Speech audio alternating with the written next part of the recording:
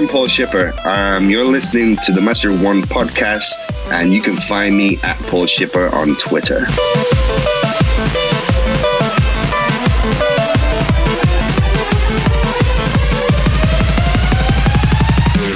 Welcome to this Sandbox episode of the Master of One podcast, part 2 for this week. This week we talk to UK artist Luke Preece. I'm Andrew, your Master of Art and Design. I'm Patrick, your Master of Television and Film. And I'm Luke, your Master of Toys and Games. So grab your passports and get ready for another trip across the pond. Why do we keep going there?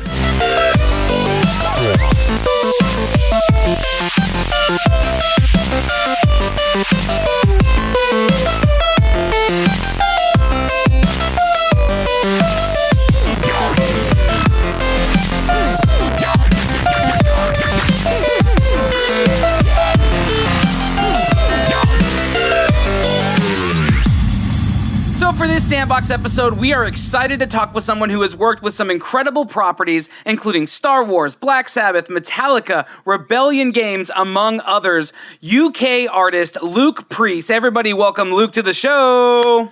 Go, Luke. All right. Hello. Hello. Luke, it is so glad so glad to talk to you. I like it. Off to a good start. That's not a great start. We are so glad to be able to talk to you. Thanks for staying up late for us because you, like I said in the intro, you are based in the UK, so you're across the pond. It is later, much later where you are. So thanks for accommodating us with chatting with us. We're excited to talk to you.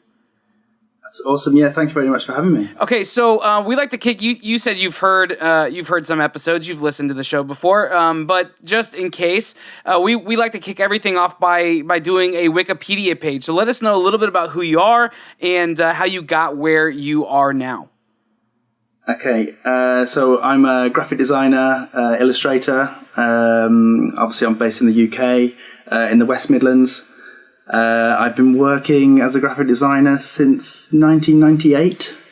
Okay, a bit. And so I kind of worked for lots of sort of various graphic design studios, like right from like a junior position, worked my sort of way up to a senior. Then I got into comics, worked for 2000 AD Comics for a while, and then after that I got into video games. Where I now work as a concept artist for a video game studio. And then outside of that, I create gig posters and movie posters for various galleries and things like that, and do exhibitions and stuff. So that's me. Awesome. So we're going to try our very best to tap into as many of those things as humanly possible. But as we were realizing, as we were prepping for all this stuff, you've had your hands in quite a bit. So it's very possible that we might have to get to the end of this and say, we run out of time, you're just going to have to come back. So we're just going to preface it with we're going to try to run through this thing as quickly as possible. So let me just ask a question to get us jumping in. So are you formally trained in this? At what point did you realize that this was a profession you wanted to jump in? And was there formal training happening for that? I went to art college, and I actually dropped out of art college. Okay. Because I dropped out of art college because I got a job in graphic design. So I kind of learned on the job sort of thing. But I mean, prior to that, I'd always been illustrating stuff since a very young age. Always doing, always very sort of creative. If it was music or it was art, that was always my kind of thing, my go-to. So that was my training, really. So I guess you could say I'm kind of self-taught, really. Nice. How far did you make it in, like to college? Probably got about 3 months in. Basically, I'd studied A-levels, in the UK, after you do your GCSEs, you then do A-levels. So I did my A-levels, and a lot of the stuff I was learning at art college I'd already learned at A-level. Right, yeah, exactly. If that makes sense. So I was just like, I know all this stuff that you're telling me. So it was just like, I want to earn some money. Yeah, no kidding. Yeah. So coming out of your 3 month stint at university, did you jump straight into was it a large design agency or like a smaller firm? Were you on your own, or did you have kind of an immediate environment where you were getting training from someone? Yeah, so it was kind of it was just like a small design studio. There were like 5 of us there. Okay. I came in as a junior. My first job was basically scanning in transparencies on a drum scanner for a product catalog, basically. And I learned how to use Quark Express. And I learned how to use, on a really old dusty PowerPC grey Mac with the stripy spongy logo and all that kind of stuff. It had a zip drive and everything.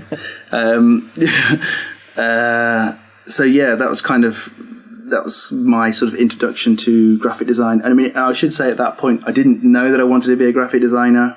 It was just like, I like drawing and I like being creative. And it was like, I can earn money from doing this. So that was sort of which is always nice, basically. Right? I mean, it's always nice that you can make money doing the thing that you enjoy doing. Yeah. So it was kind of, and I think the thing that was really cool there as well was there were other guys there that were a lot more experienced, and they were showing me stuff as well. They were like, this is Photoshop.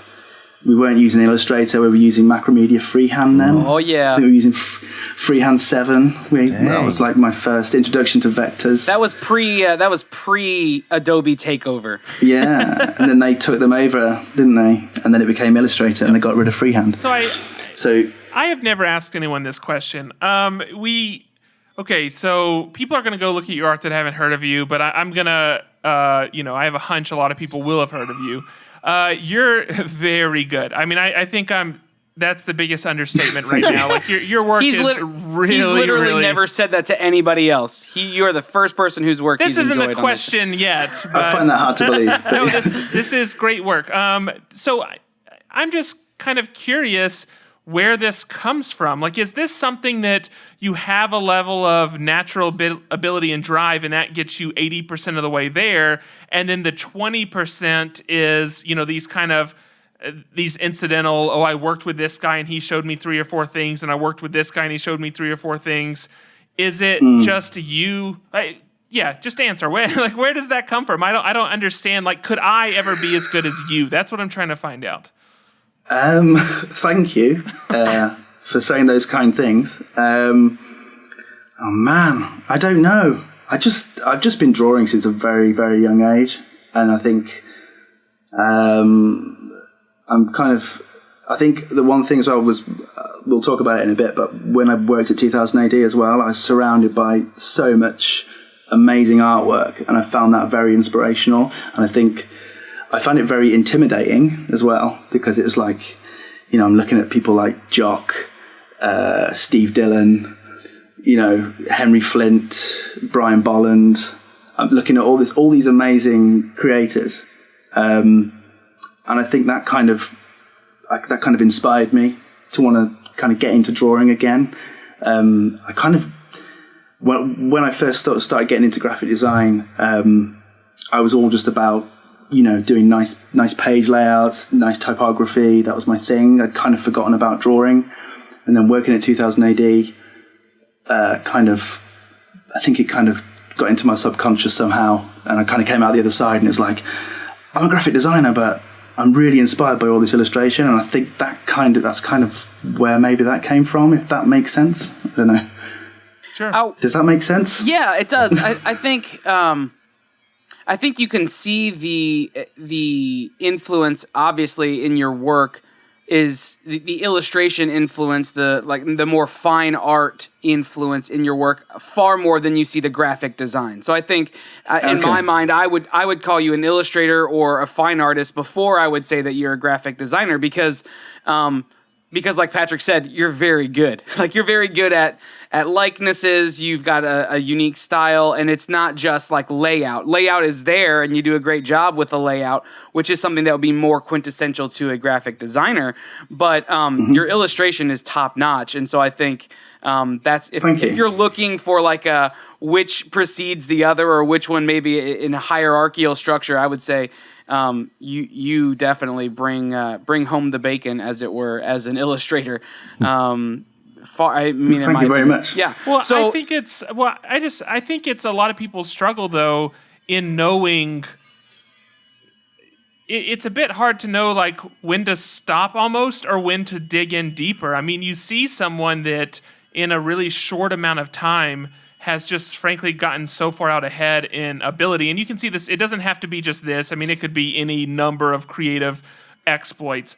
But it just becomes this thing of, can I really genuinely ever actually get there? Or is there just some X factor this person has that maybe isn't actually attainable? And it's just, I don't know. I imagine there's, I mean, this is something I struggle with personally as well. And I imagine there's a lot of people that listen that struggle with this, of just knowing, do I actually dig in? Like, is there actually a future, or is this plateau I'm feeling, is this going to be it? I mean, have you struggled with it, any really discernible points of plateau in your work that you did get over?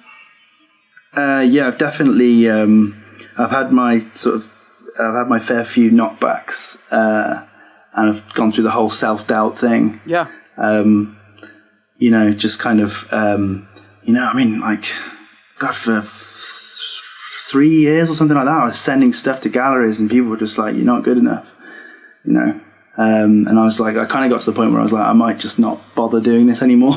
Sure. And then I did one piece of artwork, which is on your wall, Patrick. It's behind the microphone. There it is. Okay. Yeah. And that's when people started paying attention to me. And that's when the galleries kind of came out the woodwork. Yeah. And they did. I mean, so that's going to be I think that's a perfect transition to what happened from you getting, you're working in Cork, you're being introduced to things like Photoshop and all of this, this what is now quote unquote antiquated system stuff for design. Talk us through to the point where you're doing licensed work, you're doing gallery shows, and with not just like local galleries, like over here, you're doing work with Hero Complex Gallery. You're doing work with oh my gosh, I'm blanking right now. Who's the other one that you're doing it with right now? Garageland. Yes. So I work with Garageland as well. Yeah. So talk us through like what happened there, because you just said you got to this point where you're like, I don't know, I keep hearing I'm not good enough, and maybe I should just stop. But then something happened. You said it kind of started with that piece, but what was that like? Like, what was that transition like? Well, actually, prior to that piece, I did Inktober. Nice. Yeah. Yeah. Sure. That was my little challenge to myself to see if I could still draw. And I just doing these little ink drawings on A5. And the Luke Skywalker print that you have, Patrick, that was an A5 sketch. Nice. Oh, okay. I have that. It's actually upstairs in my studio. But that started as a little A5 sketch. And it was just a brush pen drawing. And I put it on Instagram, and just people went crazy over that. And I was like, I might turn this into a poster.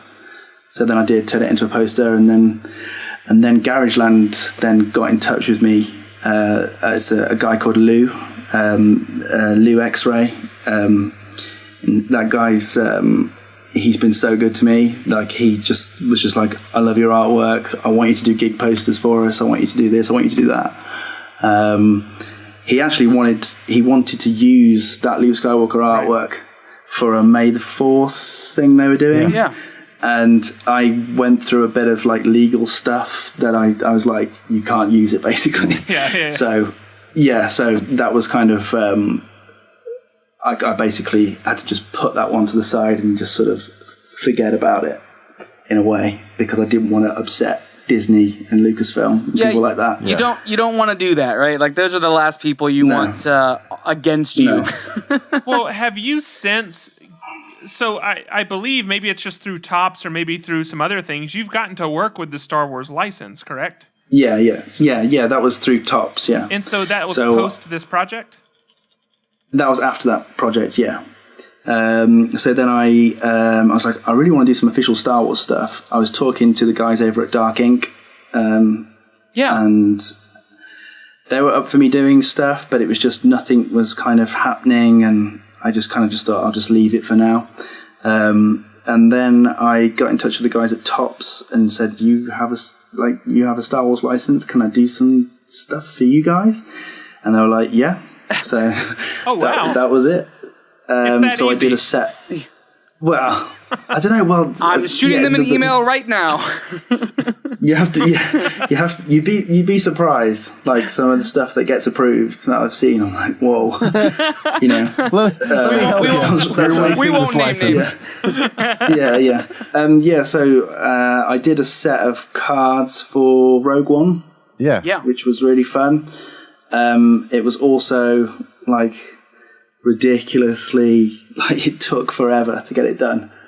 It was the deadline was tight. And I can't remember how many cards. I had to do like 100 cards, and they were all individual illustrations. Oh my gosh! And then those they're called sketch cards, and they get packaged into packs of Topps cards. Oh, so they weren't mass produced. They were little art originals. pieces inside. Oh wow! Yeah. Okay. Did you do any work incredible. for the Star Wars? Like it was a digital trading card game. Did I do any? Yeah. No, because because that's what I thought this may have been for, because they have that game, and I play it and you collect the cards, but it's Topps, and it's this. Unless they've used my artwork, I don't know about it. We gotta find out. We'll check into that. I need to know now. So yeah, and then I did another set. I did 2 sets. I did that set, and then I did the 40th anniversary of A New Hope as well, which was great because that's like one of my favorite movies of all time. So. Right. So yeah, so that was my Star Wars. That's your contribution to the Star Wars universe. That was my contribution, and I still want to do some official Star Wars stuff, but I'm just waiting for the right thing to come along. And I've been talking to people, but nothing's happening currently. Gotcha. Okay. So we'll see. Well, yeah, keep us posted on that for sure. I want to shift us to so you said this guy got in contact with you, loved your art, and he wanted to do. He was a music guy, right? Did some. Yeah, Lou. Yeah, Garageland. Yeah, they do movie posters for like theatre showings and stuff like that. But they predominantly do they work with promoters and bands, right? And so, band management. So we like talked before, and you're a musician, and you've done that for a while, and then it kind of like most musicians, we shift to something else that makes money, right? Yeah. So, but you've worked with some huge bands. Like, talk a little bit about how that stuff has come about. Is that the same connection, or is that different? No, that's so some of the stuff I have done some like you mentioned Metallica, but that was just a thing I did for myself. Gotcha. That was never official. Okay. That was never official. All right. But I have worked with Danzig, like Glenn Danzig, from the Misfits. That's awesome. So I worked with him. I did the official artwork for his festival that happened a few months back, Blackest of the Black. I don't know if you know that. So I didn't actually realize how sort of big that was going to be. It was like Lou was like, that was my first gig for Garageland. He was like, do you want to do a poster for Danzig's festival? I was like, yeah, is this official? I didn't know whether it was official or not. And he was and then I sent him a rough. I sent him a rough over, and he was like, yeah, I've just spoken to Danzig. He just texted me. He loves it. I was like, okay, so this is official then. That's so awesome. It's like Danzig just texted me. I was like, okay, cool. So yeah, I did that, and then that was used throughout all the promotional artwork for the festival. It was like, I think I saw some pictures on Instagram. Nice. And they'd kind of like blown it up on a huge banner, and it dressed the stage with it and all this sort of stuff. And I was like, this is crazy. And there were like loads of like my favorite metal bands and stuff were playing there as well. So it was like, that's my artwork, and that's Corrosion of Conformity playing on stage next to my artwork. So that's cool. what does that feel like being a musician? And I mean, I don't really know how far you went like professionally. Were you in a band? Did you tour and do that whole thing for a while? Yeah, we kind of did it around the UK, but we were never like huge. Okay. And I had some dealings with. Have you heard of the band Bring Me the Horizon? Yeah, so like their record label, we did some good sort of friends with their A&R lady, Julie Weir. Yeah. And through that connection, she now works, does she run the label? No, she's head of A&R for Music for Nations. Yeah. Music for Nations, that record label in the 80s, they put out Metallica's first 2 albums in the UK. Nice. Kill Them All and Ride the Lightning. Yeah. And that label's relaunched, and she's relaunched the label. So I rebranded that label for them. And that was through the connection from just being in bands and so what does like it that. like? What does it feel like to like be a musician and kind of like step out to do art to like kind of make money, but then you're back in the same scene that you know, and you're maybe farther forward or more prominent than you ever were as a musician. Like, what does that feel like? Is that weird for you? Is it awesome? No, it feels great. Yeah, I love it because I get to like marry the two things that I love together, art and music. So it's great. I think maybe I was just following the wrong path sort of thing when I was doing the band stuff. As much as I enjoyed that, I was obviously meant to do art. Right. I think you found at least a calling. I don't know if it's the calling. So I want to know about your technique and your style for just a brief moment. We said at the I don't know if we said at the beginning, but you have worked with Wacom or Wacom or however you choose. Wacom, yeah. So Wacom. We'll go with that. I say Wacom. Yeah, I say. I don't know that Wacom. anyone knows. Every artist I talk to pronounces it differently. Yeah. So take it for what it is. But you work with that now. You primarily it looks like, right? So you're doing all of your drawing and stuff digitally. But you did a takeover with them. I want to know kind of two things about this. One, what was like? Did they approach you for that, or did you do the hard sell for yourself? And then two, where did this technique of I don't even know what I would call it. It seems very Dan Mumford, if you're familiar with Dan Mumford's work. I know Dan Mumford. Okay. Yeah. So it seems very Dan Mumfordy. Not that it's, but it's very much that was a compliment. in that vein, right? So you use lots of line work to create your gradiential effects and things. So talk to us about those two elements. I know they're kind of separate, but because they both kind of deal with your technique. Talk to us about the takeover, and then talk to us about what how you have developed that technique and what has kind of driven that style for you. Okay, so the takeover came about because I did an interview with Wacom. They just featured me on their page, on their website, and that came about through Poster Spy. Jack Woodhams from Poster Spy, he was kind enough to do an interview with me and put me in front of Wacom, and that was that. But they liked my interview that much that their marketing lady there, is it Julie, her name is, she got in touch with me and said, "Oh, would you like to do an Instagram takeover?" And that was it, really. And yeah, that was kind of mental because I've been using Wacom for 12 years or something like that. And so you're a pro kind of at this point. Well, thank you. They at least think you are. So if they have come to you, they think you're a pro, which I think means that you're a pro. I did. Yeah, so that was really nice. Really, I was totally blown away, really flattered. And then they were like, we want to give you some equipment to use, and we kind of signed this NDA, and that was it really. So I kind of now sort of work with those guys here and there, and we're looking to hopefully do some more stuff in the future as well. So it's really good. So then now let's get just specifically about the style that you bring. I wouldn't say etched because it doesn't have an etched look, but it's very much line intensive. Yeah. So talk to us about that and what you've done to develop that, and why that is kind of the trajectory that your style has taken. I think it's one of those things that I don't really think that I have a style, but like you said, I guess I have. I always say I guess it kind of comes back to 2000 AD because a lot of the comic artists that I like, they like people like Mick McMahon. I say 2000 AD. There's other artists as well, do you know John Baisley? He's the singer from Baroness. His artwork, I love his artwork. I guess it kind of comes from that sort of that kind of black and white kind of comic-y style, I guess you'd call it. That's kind of where I think that kind of comes from. But it was taking those things that I like and trying to make it my own thing. Like you say, Dan Mumford, I'm a big fan of his. We actually kind of talk quite a lot on email.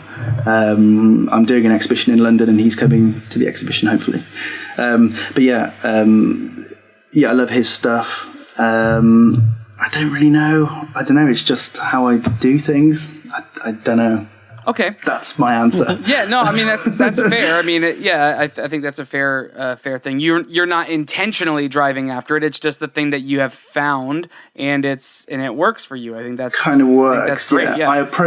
I approach everything the same way. I have for years I was kind of like, I didn't really know what my style was, and then it was kind of after doing Inktober actually was when I sort of really started to realize how my black line work could work. So I always do the black line work first, and then I add the color afterwards.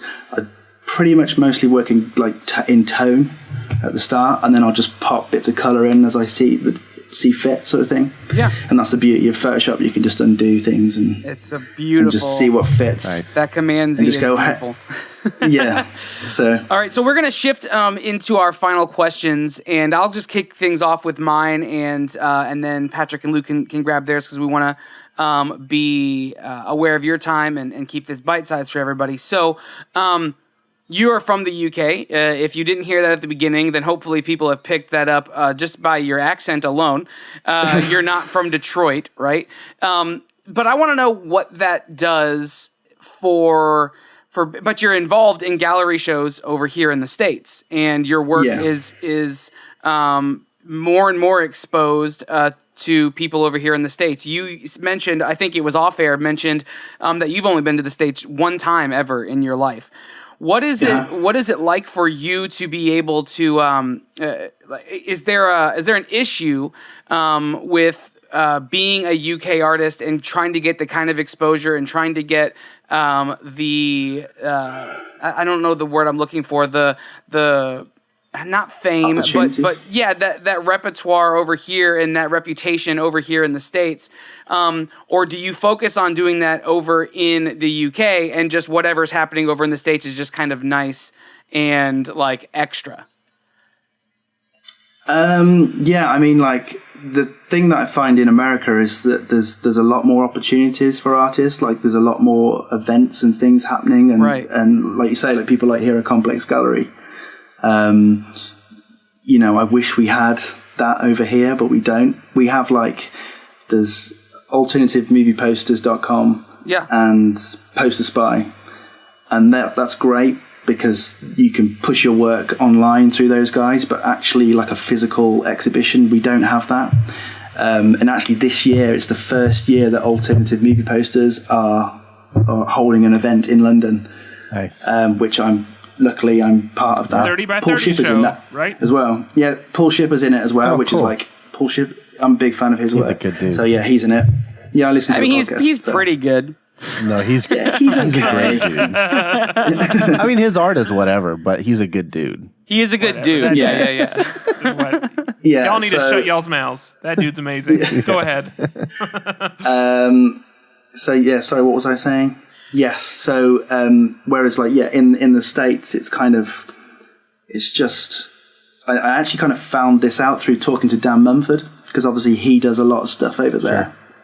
And obviously both being from the UK, we kind of chat online and stuff like that. I actually own quite a lot of his artwork as well. And he was sort of saying to me that basically it's just bigger in America, and these are the people you want to be speaking to. So I use social media a lot to kind of work out where is this artwork being shown, and where are these events happening. And that was kind of how I found out about Hero Complex Gallery. Obviously I know about Mondo as well. Yeah. But I've spoke to those guys, but I don't ever think anything's really going to happen because they're just so big. But yeah. Never say never, my friend. Never say never. But I say that, but Adam at Hero Complex Gallery has been an absolute legend to me. He's a rock star. Oh my gosh, I love that dude. I've never met him, but we speak on email and talk about my work online and stuff like that when we're going through the approval process. Just get a ticket to he's MondoCon, and me, Adam, we'll just all hang out. Yeah, It's just perfect. grab a ticket to MondoCon, and then and also a plane ticket, the $3,000 plane ticket. Yeah. But then after that, you can stay at our house. I mean, it's see fine. if Tops will pay for it. Tops seems to be very open to whatever you suggest. See if they'll buy you a plane ticket. You seem to have a lot of influence with them. So Jeff over at Tops for sure. Yeah. So what was I saying? Yeah, Hero Complex Gallery. Those guys are great. Adam's he's just been so good to me. We're actually working on more stuff now. I've got some more stuff in the pipeline with them that I can't talk about. Sure. I really want to tell you about it, but I can't tell you. You heard it here first, folks. Nothing. Yeah. He's sketching out a picture of it while he's talking to us, though, so we're seeing it. Yeah. Just kidding. Yeah. No, that stuff's... So, but you said opportunity tends to be more here, and you're just hoping that that'll kind of migrate some to your neck of the woods. Yeah, hopefully. I mean, I've got a checklist of people I want to work with in the States. Uh-huh. Yeah. So obviously Hero Complex Gallery, those guys, it's great working with those. I've kind of spoken to Bottleneck Gallery as well. Nice. Yeah. But I got that because I kind of know the artist Jock. He kind of put me in touch with those guys. And maybe the Master of One podcast coloring book volume 2. I don't know. Just throwing out like random names off the top of my head. Yeah, totally. That'd be awesome. So there's a lot going on. I really want to work on some official Star Wars stuff. Yeah. But we'll see what happens there. Prince. I mean, you're living in the right timeline, right? I mean, you have the next 30 years of the license being super active and in theaters. So yeah. I feel like this is loving the new films as well. Oh my gosh, yeah, absolutely. I'm gonna just be a cheater. I'm gonna ask you 2 super quick questions. The first one, I want to know about this Adam Driver bust that you painted. What was that? What was that for? That was that was a real kind of random thing. There's this guy from Germany contacted me randomly just saying I'd painted a X-Wing, Luke's X-Wing. Yeah, sure. And he'd seen some pictures on my Instagram and he was like, "Oh man, I love that X-Wing. Can you paint this head of Kylo Ren for me?" And it was he'd had it 3D sculpted by some guy somewhere. That's awesome. Paid a load of money for it, and the sculpt was amazing, amazing. And it was one of those things. He asked me just before Christmas last year, and I was like, yeah, I'll do it. It's fine. And I completely forgot about it, and it just turned up in the post 2 months ago, and I was like, what's this? This is that thing that I said yes to. Now I've got to paint it, and I have no time because I was just really busy. Oh man! And I thought. I was kind of scared of painting it as well because the sculpt was so nice. I didn't want to destroy this beautiful thing. Right. And I just kind of went at it, and it sort of seemed to come out okay. And he was really happy, and so that's it. And basically he's got an existing Kylo Ren statue. that it's going to go on with his helmet on. Yeah. So he takes that head off and then puts this custom head onto the statue. So where does that background come from? Because I mean, we've seen a lot of your illustration and a lot of that kind of stuff. Where does the painting, actual 3D physical things come from? Because it's a good paint job. It's not like you just thank you put some threw some paint at it. I used to paint a lot of Citadel miniatures when I was a kid. Okay, basically. Yeah. So it kind of comes from that. So every so often, I'll just pick up a model and it'll sit on the side for a year before I even start thinking about painting it. Oh, cool. So it's from that, I guess. I've kind of just painted random things over the years. So yeah, that's where that comes from. All right, here's my second very quick question. I would love to know about one of your design bad habits. So we have people that we've talked to, amazing artists, and you sometimes find out the way they use their software, and they do some kind of funky things because it's just the thing they've always done, and so they keep doing it. And I find it very encouraging to know that I'm not alone with some of my techniques. So I would love to know if you have a design bad habit that you just don't want to give up because you've just done it for so long? I love the font Futura. I use it like all the time. Okay. That's one of my really bad habits. Is that a bad habit? It's a good font. It's better than Zapfino. Yeah. Yeah. Or Serpentine, my other favourite. Not. So it's kind of. I guess that's one of my bad habits. I guess. Okay. I use Futura Black. I use that a lot, like all caps. So then you're in good company with Aaron Draplin then, because I think until he designed his own font just recently, that's pretty much all he used. Yeah. Right. Okay. Yes. Yeah. It's like that and Helvetica. It's kind of that's all you need. That's right. Yeah. All right. And then just add some texture on top. Nice. That's what I do. All right. So my final question, and this we don't have to get too far into it, but you have worked in the game industry for a while, and now you said you're doing concept work right now with another game company.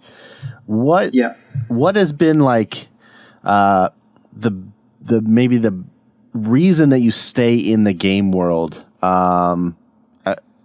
Like, why do you like it? Because that's a little bit of a people that I've talked to that are in it. It's a very stressful environment, and it's a quick turnaround, and it's a lot of hours.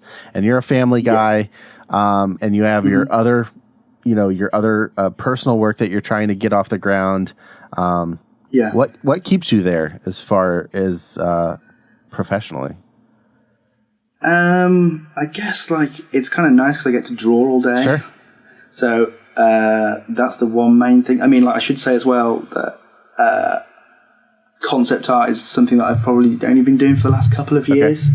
Prior to that, I was working in UI, so I was doing a lot of UI design. So that was just taking my kind of graphic design side of things and applying that to game menus and whatnot. So I worked on. Have you played Sniper Elite 3? Yes. Yeah, so that's all my UI in that game. So I did all the branding for that as well, so the logo, the box art, all that kind of stuff. And I kind of worked on Sniper Elite 4 a little bit, and then that was at Rebellion. And then when I left there, and I now work at a different studio, which is closer to home. Oh, cool. And that was kind of, so when we had our first daughter, it was like, I need to be closer to home. I was tired. I was traveling to Oxford all the time, which is like, an hour and a half drive every day. So that was like, plus like dealing with babies and things afterwards. That wasn't fun. I guess why do I? What was the question? Why do I stay in video games? So I got on a tangent. I know getting to draw all day and having kind of giving life to these characters and to these properties, that's amazing. But what I guess maybe give a different view, because the view I've heard is it's stressful and it's a lot of work and it's very, very busy. So how do you balance that? It is stressful. I agree with that. I'm quite lucky where I work currently. The team I work with, they're just really good bunch of people. Everyone's really good at what they do as well, which definitely helps. I think I find some previous experience, if there's a few like this is going to sound really bad, but if you've got like because it's a large team of creatives, if you've got a few people in that group of people that aren't that good, it kind of affects things and causes more stress, if that makes sense. Whereas where I am now, we have a lot of very talented people, and it kind of alleviates the stress and makes it easier for me to do my job. You're not having to pick up slack anywhere else necessarily. So it's kind of like, I just sit there and just draw a load of doors or whatever it is they need to go in the game that I'm working on. So okay, we want to be aware of your time. So tell everybody where they can find you, where they can jump on board with all of the things that Luke Preece has to offer. What's your, where can people support what you're doing? Okay, so my website is just lukepreece.com. And then I'm on Twitter as well, and that's Luke_Preece. Like Preece for anybody who's listening. Preece. He is not priest. ordained. Yes. Yeah. Well, he might be, but that's just a coincidence. Yeah.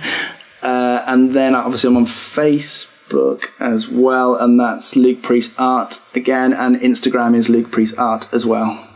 And So you mentioned that there's a couple of upcoming things. You have a spot on your website that has an events section, but tell everybody a couple of upcoming things where they might be able to actually go see and physically, be a part of your work. On August 12th, I'm taking part in a Mad Max exhibition. It's called the Art of Road Rage Group Art Show, and that's with Creature Features in Los Angeles. Cool. That's awesome. And I've done a piece, so it's called My World is Fire and Blood, which is my Fury Road piece, and I've done that with Adam actually from Hero Complex Gallery. Oh, cool. We kind of worked together on that piece. That's great. So I'm going to be exhibiting and selling a few prints at the show, and then Hero Complex Gallery are going to hold on to all of my prints, which are being printed. Literally, I pressed print today and sent them to Caesar Palace, where they're being printed today. Nice. Wow. Well, I sent them today. Sure. Whether they print them today, I doubt it.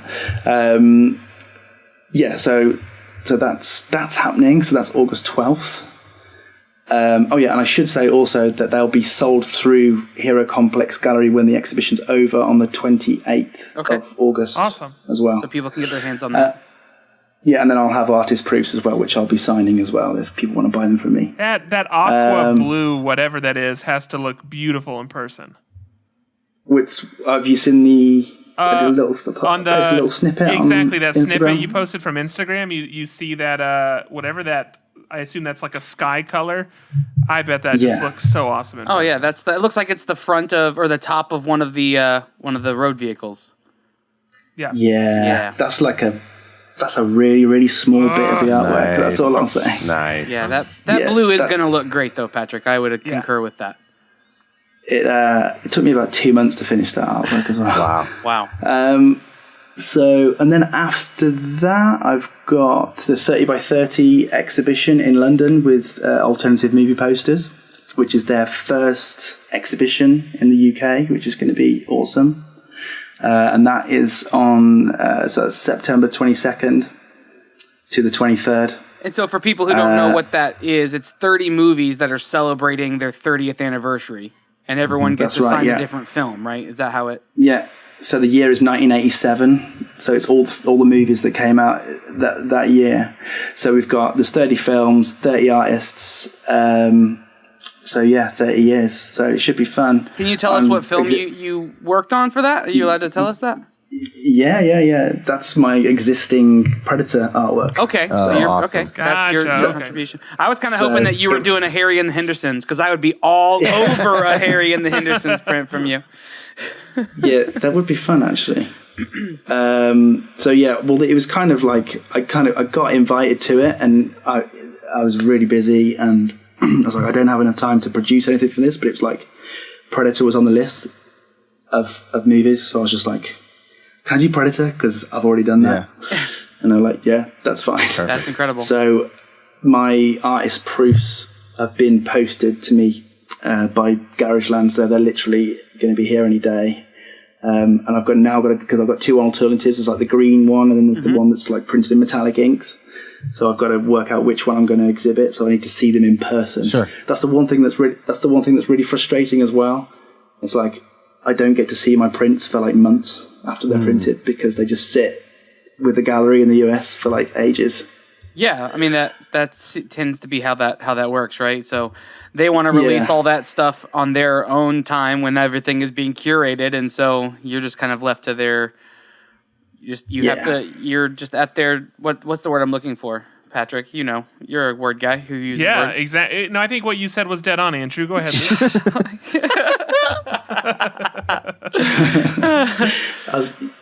And what have I got with you? And then actually the same weekend, I'm exhibiting some original inks that I did for 2000 AD.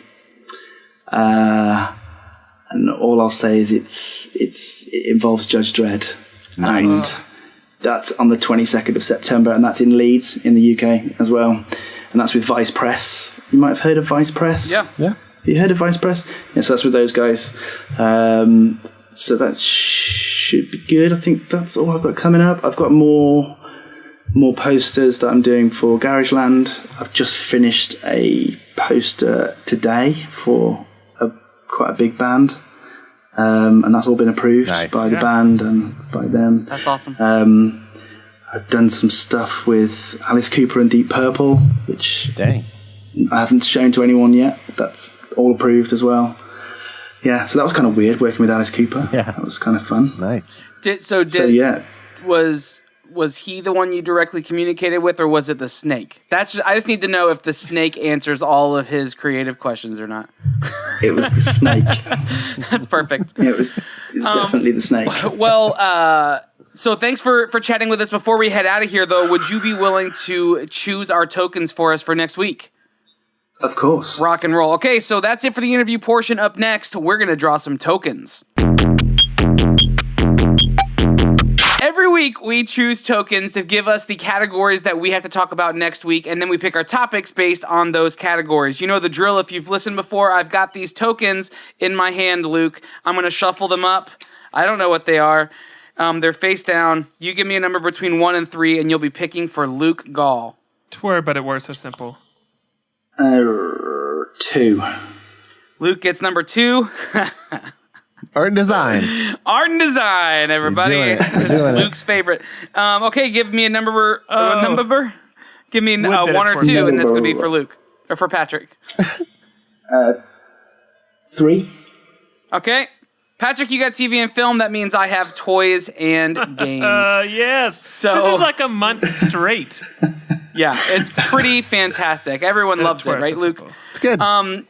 So, again, thanks for joining us. Go check out Luke's work now. Go find all of his stuff. You don't have a ton of stuff on your store right now, I noticed. If you want to buy something, just hit him up and say, hey, why don't you draw me something? And he'll sell it to you, I imagine, or something like that. That's how art works, right? But go check out his work. Follow him on Instagram. Go, if you're in any of the areas that he mentioned of his upcoming events, go see some of his work there. It's truly, truly good. Man, you're a super rad dude, and we're glad that you took time to talk to us. You can find this episode as well as all the show notes and links to the stuff we talked about, as well as an archive with so many other talented people that some of which we talked about in this episode over at mof1podcast.com. Everything's there. You can find it. Join us on the Slack channel. You know who's there? Luke Preece is there. That's who's there. I joined today. I know. So if you're listening to this and you're like, man, there's so many other questions that the guys didn't ask them because they're terrible interviewers, ask them yourself. Join the Slack community. Go to mof1podcast.com/Slack and join the conversation there. You can find us on social media. Just search M of One Podcast all the way across the board. And then you can find us on iTunes where you can subscribe. It just comes twice a week, every single week to your ears. If you do that, it makes it really, really simple. And after you do that, Patrick, there's a thing that you should do. And that would be what? You should rate and review the show and then leave a comment. Let us know what you thought about it. Preferably 5 stars, but it doesn't really matter. Whatever you say to us, we will read on the air on Tuesday's episode. It doesn't take you a lot of time, but it does us a lot of good. Thanks. Perfect. You can also support the show on Patreon. Go to patreon.com/mof1podcast. You can become a patron for as little as $1. The blooper level is at $5, and you get some extra stuff like an exclusive patron channel, early access to information and things like that. So go on there and support the show if you like what you're hearing. But I think for now, we're going to get out of here. I'm Andrew. I'm Patrick. I'm Luke. And I'm Luke. Peace out. That's not confusing. Hold on to your butt. See you later.